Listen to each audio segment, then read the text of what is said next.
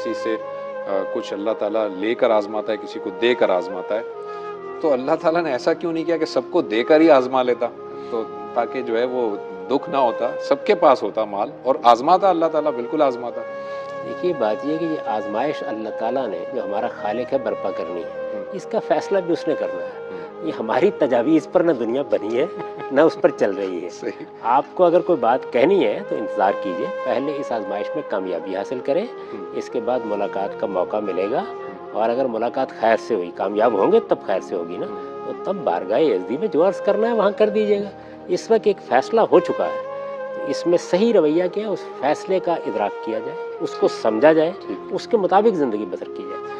آپ یہ خواب دیکھ سکتے ہیں کہ دنیا تبدیل ہو جائے یا یہ میری مرضی کے مطابق کام کرے، دیکھتے رہیے، لیکن اس سے حقیقت میں کوئی تبدیلی نہیں آئے گی۔ حقیقت کو سمجھنا یہ علم ہے، حقیقت کے مطابق اپنے عمل کو ڈھالنا یہ علم ہے۔ ٹھیک ہے۔ باقی صرف خواب ہیں، وہ دیکھے جا سکتے ہیں۔ بہت سے لوگ دنیا میں دیکھتے رہتے ہیں اور آپ جانتے ہیں کس نتیجے پہ پہنچتے ہیں۔ بہت سے لوگ خدا اور آخرت کے بارے میں بھی اسی طرح کی صورتحال سے دوچار رہتے ہیں۔ ان کا خیال ہے ہم نے اللہ تعالیٰ کے فلاں کام پر یہ اعتراض کر دیا ہے، ہم نے ان کے فلاں فیصلے پر یہ اعتراض کر دیا ہے، اس کے بعد ہم اطمینان کی زندگی بسر کر سکتے ہیں۔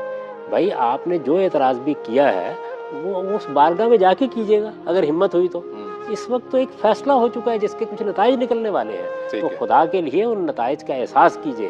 موت آپ کے دروازے پر دستک دے رہی ہے، اس کے بعد اس بارگاہ میں حاضری ہو جانی ہے۔ یہ ایک ایسی حقیقت ہے جس کے بارے میں دو رائے نہیں ہو سکتی، تو آپ اس کی تیاری کریں، اصل چیز۔